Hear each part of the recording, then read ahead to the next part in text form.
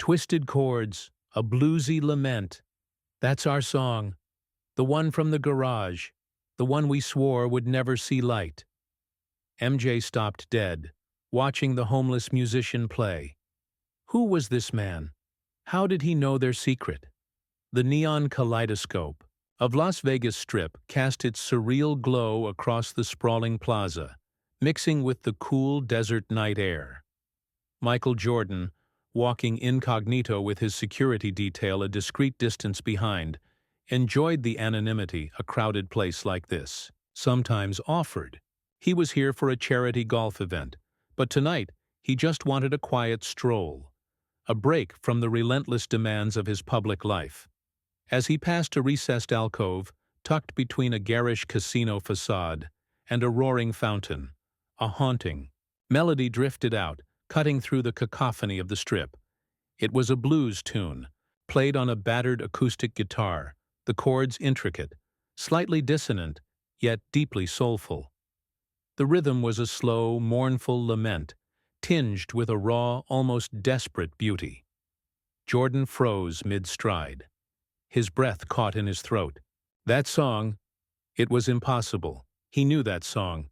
Every note, every chord change, every specific idiosyncratic bend of the string. It was their song, the one he had co-written with his childhood friend, Leroy Bluesman Jenkins, decades ago back in Wilmington, North Carolina. Just two young kids, huddled in Leroy's dusty garage, dreaming of basketball and music, pouring their teenage angst and unspoken dreams into a few chords and a haunting melody. They'd worked on it for weeks, honing it, making it uniquely theirs. It was a deeply personal, incredibly obscure piece, never recorded, never played for anyone outside that garage. They'd vowed it would remain their private secret, a raw expression of their earliest creative selves, too vulnerable, too intimate to share. And now, a homeless street musician here in Las Vegas was playing it, flawlessly. He was a man, probably in his late 50s or early 60s, his face obscured by a thick beard and a worn baseball cap pulled low. His clothes were ragged, thin against the night chill. He sat hunched over his guitar case, its lid open for spare change, his eyes closed as he played, lost in the music. Jordan felt a jolt, a profound sense of temporal dislocation. Leroy, his old friend. They'd drifted apart years ago.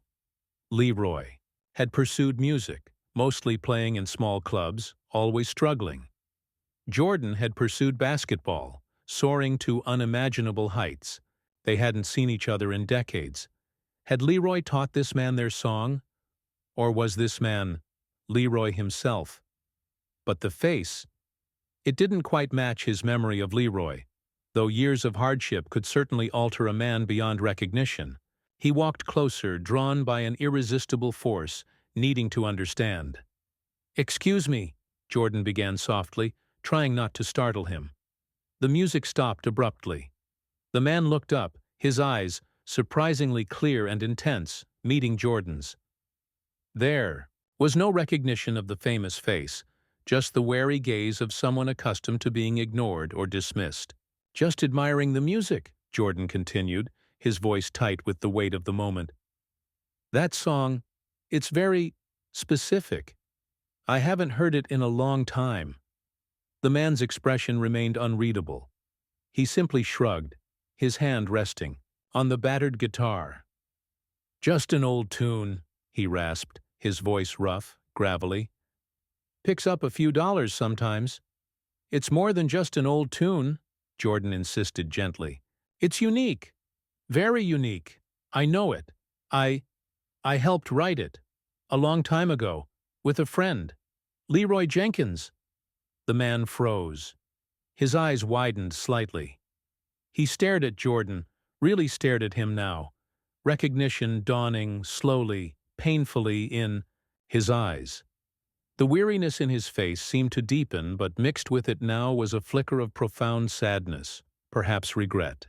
"Michael," he whispered, his voice gaining a raw, unfamiliar quality, yet the specific intonation, The way he pronounced Jordan's first name felt undeniably familiar. "Little Mike, you remembered the song?" The words, the name, they shattered any remaining doubt. This was Leroy Bluesman Jenkins, his childhood friend, reduced to this, playing their private song for spare change on the streets of Las Vegas. Jordan felt a wave of shock, followed by a profound ache in his chest. Leroy, his friend. How had he fallen so far? This was the midpoint. The devastating recognition. The homeless musician wasn't just a stranger playing a familiar tune. He was Leroy Bluesman Jenkins, Jordan's childhood friend, a ghost from his earliest, most vulnerable past, now a living embodiment of struggle and lost dreams. The haunting melody wasn't just a song. It was their secret handshake across decades, a testament to a bond Jordan had long since outgrown, or perhaps simply forgotten in the relentless ascent of his fame. "Leroy," Jordan breathed, his voice thick with emotion. "What happened? How?" Leroy flinched, pulling away slightly, tucking the guitar tighter against his body. "Life happens, Mike," he mumbled, his gaze dropping to his battered shoes, the familiar mask of street-worn stoicism returning. "Dreams don't always pan out. Bad breaks, got sick, couldn't play the clubs anymore. One thing leads to another." His voice was flat, devoid of self-pity, just stating facts. "Ended up out here." Jordan knew what he had to do. This wasn't about charity, not just a quick handout. This was about acknowledging a shared past, a forgotten friendship, a debt owed, to a man who had been part of his earliest musical and personal journey. "Leroy," Jordan said, his voice firm now, filled with resolve, "this ends tonight. No more streets." He pulled out his phone, already making the necessary calls. He spoke quickly, concisely, arranging immediate, discreet assistance, a warm hotel room for the night, a proper meal, medical evaluation, connection to veteran services, if applicable, and crucially, contact with a local musician's benevolent fund and a discreet housing program specifically designed for artists in need, all activated through his own foundation. Leroy listened, his eyes wide, disbelief warring with a flicker of dawning hope. He offered weak protests, mumbled about not wanting charity, about being too far gone. But Jordan cut him off gently. "This isn't charity, Leroy," he said, meeting his friend's gaze steadily.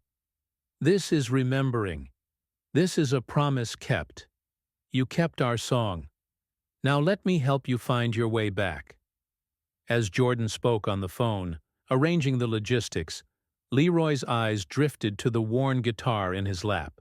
He gently touched the strings, a faint, almost imperceptible tremor in his hand.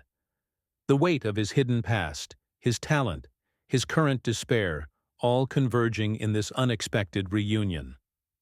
After the calls were made, the arrangements confirmed, Jordan sat beside Leroy on the cold pavement, ignoring the stares of passers-by, just being present. He didn't ask more about Leroy's struggles. He just talked, quietly, about Wilmington, about childhood memories, about the shared dream of making it, however different their paths became. He spoke of the simple joy of playing that guitar in Leroy's garage, the raw freedom of creating music together. Leroy listened, his head bowed, the familiar melody of their secret song still echoing softly in the plaza, now carrying a new resonance of hope and reconnection. Later, as Leroy was quietly escorted by a discreet member of Jordan's security team towards the waiting car that would take him to a warm hotel room, he paused, looking back at Jordan. "Thanks, Mike," he rasped, his voice thick with emotion. For remembering the song." Jordan simply nodded, a silent acknowledgement of the bond, the debt, the promise. The unexpected encounter with the homeless musician had unearthed a profound piece of Jordan's personal history, forcing him to confront a forgotten friendship and the brutal realities of life's divergent paths. It reminded him that true wealth often lies not in fame or fortune, but in the enduring connections forged in the simplest moments of youth. The homeless man humming a familiar tune wasn't just a stranger. He was a living echo of Jordan's roots, holding a secret song that led to a powerful, unexpected reunion. How do the early, often forgotten relationships and creative endeavors of our youth continue to resonate through our lives, even after decades of vastly different experiences? What hidden talents and untold stories might be carried by those living on the fringes of society, waiting for a chance encounter to bring them to light? Share your thoughts on friendship, memory, and unexpected reunions in the comments, and subscribe for more stories that explore the surprising ways the past intersects with the present.